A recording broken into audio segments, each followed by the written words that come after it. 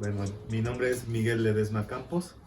Estudié artes visuales, la licenciatura y la maestría en la Escuela Nacional de Artes Plásticas, que hoy es la Facultad de Diseño y Artes y Diseño en la UNAM. Y el doctorado lo estudié en Morelos. El doctorado se llama, es un doctorado en Imagen, Arte, Cultura y Sociedad.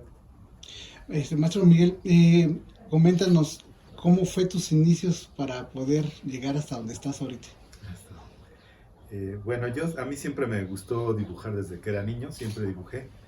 Y cuando ya estaba en la preparatoria, en el CCH, algún profesor de una clase que teníamos que hacer dibujos me sugirió estudiar artes visuales. Ya pregunté qué era la licenciatura y ya me fui a estudiar bueno, todavía se imparte esa licenciatura en Xochimilco, estaba retirado de donde yo vivía en ese entonces, en Aragón. Y ya de ahí fue que me gustó estudiar y me gustó ejercer las artes desde siempre. Y desde hace 20 años encontré trabajo aquí en la Universidad Autónoma del Estado de Hidalgo y vivo aquí desde hace prácticamente 18 años. Tengo viviendo aquí. Bien, maestro Miguel, vamos a empezar a hablar con esta parte de saber qué es el arte contemporáneo para ti. ¿Qué es el arte? Bueno, el arte contemporáneo entendería como que se refiere al arte que se hace actualmente. Sin embargo, dentro de la teoría del arte hay algunos teóricos que refieren que el arte contemporáneo tiene ciertas características que lo diferencian de lo que se entiende como arte moderno y como por supuesto con otro arte más tradicional o clásico. Entonces hay algunas características que tiene el arte contemporáneo que lo diferencian de otras épocas y pueden ser, por ejemplo, muchas piezas de arte contemporáneo. No necesariamente el autor tiene que manufacturar toda la obra como un pintor tradicional.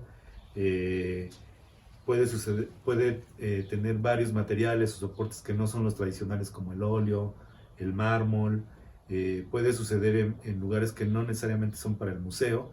Puede ser en la calle, puede ser tener ciertas características como muy peculiares, puede ser en el internet. Entonces tiene características distintas, en donde también el espectador a veces es más activo, coparticipa haciendo la obra. Entonces tiene características pues distintas, muy variadas, y eso hace que hoy en día el arte pues pueda ser de cualquier forma. Digamos que hoy en día ir a un museo de arte contemporáneo pues presenta también un enigma de qué es lo que podemos encontrar allí. Bien, nosotros te conocemos desde hace mucho tiempo en la universidad, ahí en el Instituto de Artes, y nosotros te conocíamos primero como maestro de pintura. Sé que has pasado de estos cambios de ser de licenciatura que tenías la especialidad en pintura, fuiste cambiando en la maestría, haciendo ya otro tipo de manifestación. Platícanos ese cambio, ¿cómo fue para ti? ¿Cómo lo encontraste? ¿Cómo te fue discerniendo para que llegaras a plantear lo que fue tu maestría? Bueno, yo en realidad en la licenciatura hay como te especializas, bueno, tú eliges lo que quieres estudiar, cada año vas cambiando los talleres y yo básicamente estudié pintura y gráfica. Ya cuando entré a la maestría, sí hice la especialidad en pintura. Sin embargo, también siempre me gustaba hacer gráfica, más en el sentido no tanto de la silografía o ecograbado, sino en el sentido de impresiones, como experimental, de transferencias. Siempre me gustó el dibujo y entonces eso me dio como también apertura un poco. Nos titulamos en el seminario de libro alternativo y eso amplió mi panorama. El libro alternativo lo daba el doctor Daniel Manzano, todavía no sé si sigue ese seminario de titulación, y eso creo que amplió mi noción de lo que es el arte y ya no tanto me dejó pensar nada más en soy pintor o solo hago dibujo, sino en realidad en buscar más posibilidades de hacer arte sin tener esos límites de o soy pintor, o soy grabador, o soy dibujante, y eso es lo que un poco hizo que tuviera una apertura mayor a probar en otras disciplinas.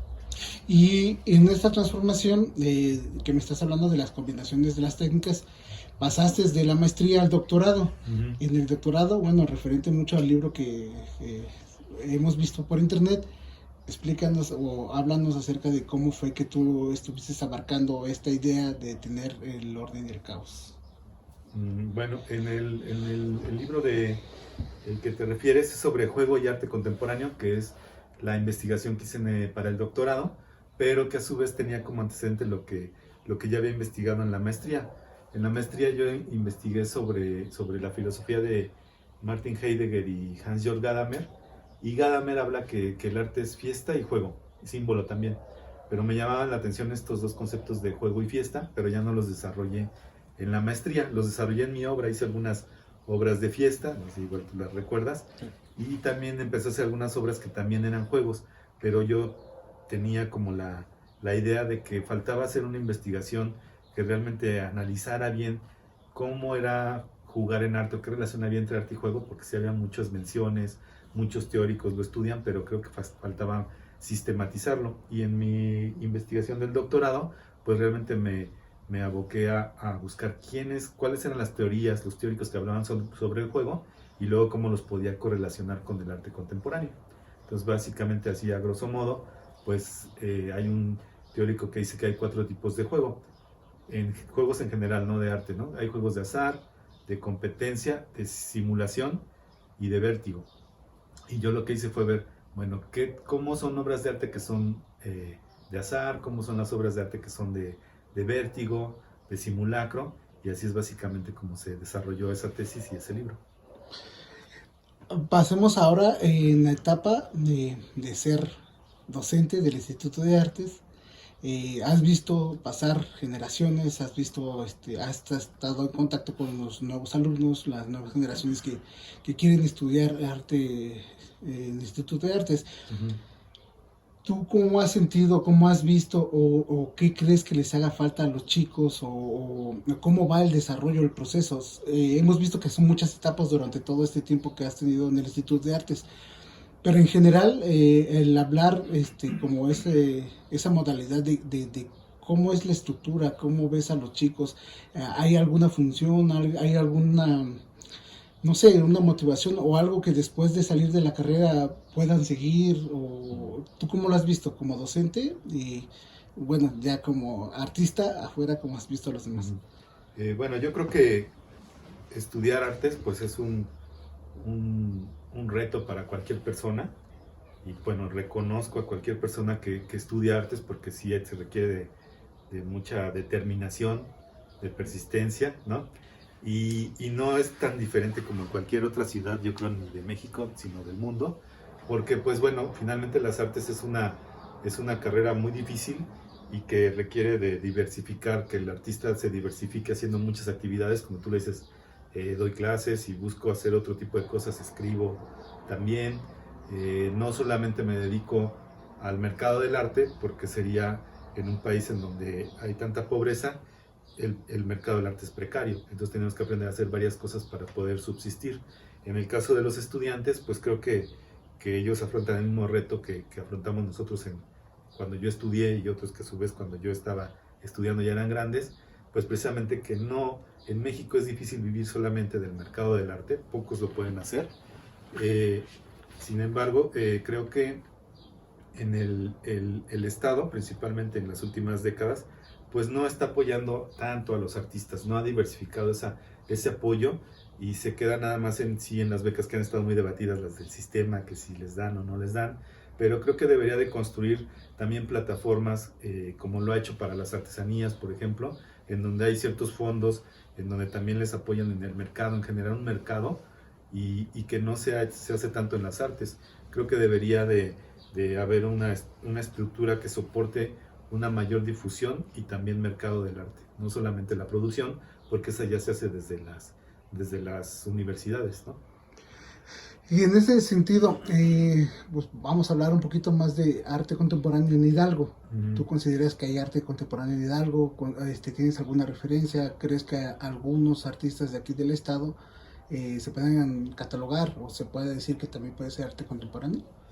Sí, yo creo que en el estado de Hidalgo, por supuesto que hay artistas que hacen arte que tiene las características del arte muy actual que se hace en otros lugares, principalmente muchos han aprendido por su propia cuenta. Cuando llegamos a trabajar aquí, pues ya había un grupo de artistas que lo hacía. La universidad, por supuesto, para eso está, para formar a los jóvenes dentro de que tengan una noción de arte tradicional, pero también de arte muy actual. Entonces, por supuesto que lo hay. En cuanto a la difusión, sería en donde a lo mejor todavía no se han logrado cuadrar lo que se expone con lo que se produce.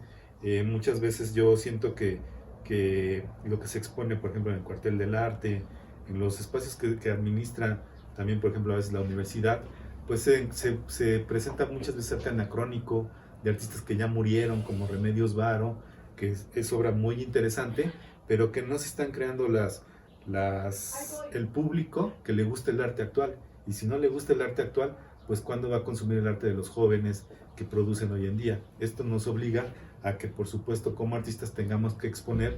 Vivimos en Hidalgo, pero exponemos fuera del estado de Hidalgo.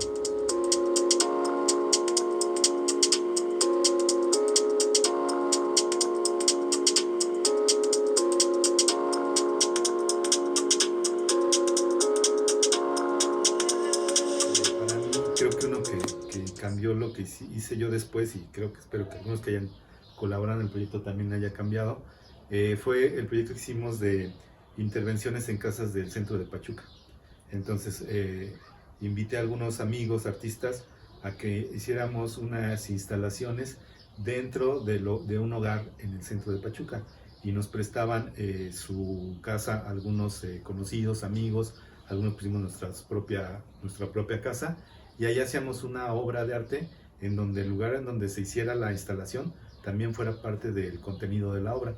Y esto generó, bueno, primero era una respuesta a lo que me acabas de preguntar hace poco, era una respuesta a lo que expone cultura, tanto de la universidad como del gobierno, y nosotros proponer instalaciones que fueran un poco de arte más actual, de arte que no era expuesto tan frecuentemente. Y entonces también hacíamos todo nosotros. Hacíamos la difusión, el diseño, Enrique Garnica nos ayudó a hacer los catálogos, y entonces hacíamos estas inauguraciones cada 8 días en un lugar distinto, y empezó a llegar público, y también llegaba el público como con la expectativa de cómo iba a ser esa nueva obra, porque era un nuevo artista y una nueva instalación. Y a partir de ahí pues me interesó hacer obras de arte público que no estaban pensadas para la galería convencional. Por supuesto he seguido haciendo obras para galería, pero desde entonces tengo una constancia de que me gusta hacer obras que están hechas para la calle, para un lugar en particular, de sitio específico, y eso creo que es ese proyecto creo que fue el que marcó. Hice después algunas intervenciones en la calle como operativos contra la delincuencia, que ahí fue el primero, y después hacía algunas con el clásico juego de los barquitos de papel, hacía unas maquetas muy realistas a partir de fotografías, y cuando se inundaba la calle con charcos, buscaba un charco grande, y ahí dejaba mi pequeña maqueta, mi instalación, con barquitos de papel para que la gente la viera y los niños o la gente que quisiera pudiera jugar. Básicamente creo que es un proyecto que recuerdo que me gusta mucho. Maestro, platícanos también acerca de este proyecto que tienes del Museo de Arte Contemporáneo. ¿Cómo se inició, por qué se pretendió hacer y cómo es lo que está resultando ahorita? Bueno, el Museo de Arte Contemporáneo de Hidalgo es el proyecto que estamos haciendo más, el más actual, el que le estamos dedicando más tiempo. Me ayuda principalmente Rubén Gil, y este proyecto surgió un poco precisamente platicando los dos estábamos recordando el Museo del Fútbol que está aquí, ¿no? El Salón de la Fama del Fútbol, que en algún momento ese espacio fue contemplado y construido para que fuera el Museo de Arte Contemporáneo de Hidalgo. Después, por muchas razones que no sabemos todos bien, no son claras, dejó de ser Museo de Arte Contemporáneo, pasó a ser Museo de Fútbol, y nos quedamos como con la idea de que esto fue un proyecto fallido, ¿no? Es decir, fracasó. Un museo de arte contemporáneo en el estado de Hidalgo no se logró, y hasta la fecha, después de 10 años, no hay trazos de que pueda existir. Y entonces con esta idea se me ocurrió hacer un museo que fuera con lo que quedó, es decir, nada.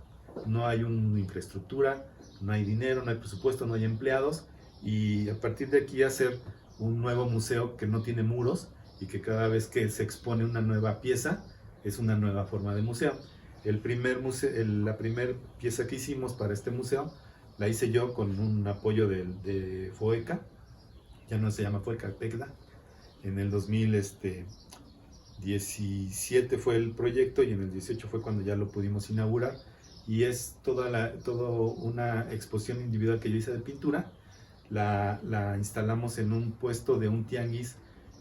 Teníamos el puesto de tianguis, lo fuimos a poner en el tianguis de Tuzos y inauguramos por primera vez el museo. Generamos expectativa de qué es lo que iba a pasar, estuvimos anunciando en internet que ya iba a haber un museo, y cuando se inauguró pues realmente hubo un poco de decepción, porque el museo como tal pues era un puesto de tianguis que un día, y a partir de entonces hemos invitado a artistas que quieran colaborar en el museo, y cada quien proponga cómo quiere participar en el museo. Entonces después fueron una serie de estudio abierto que le llamó Rubén Gil. Él en su casa hizo alguna serie de multimedia con audio, proyección, y la proyectamos en streaming en Facebook, y a partir de ahí hemos ido haciendo varias piezas. Algunas tenemos pendiente en el espacio público que no hemos podido lograr con otros artistas, pero hemos ido haciendo exposiciones virtuales en Facebook, en Instagram, y también en el espacio público como piezas de arte público.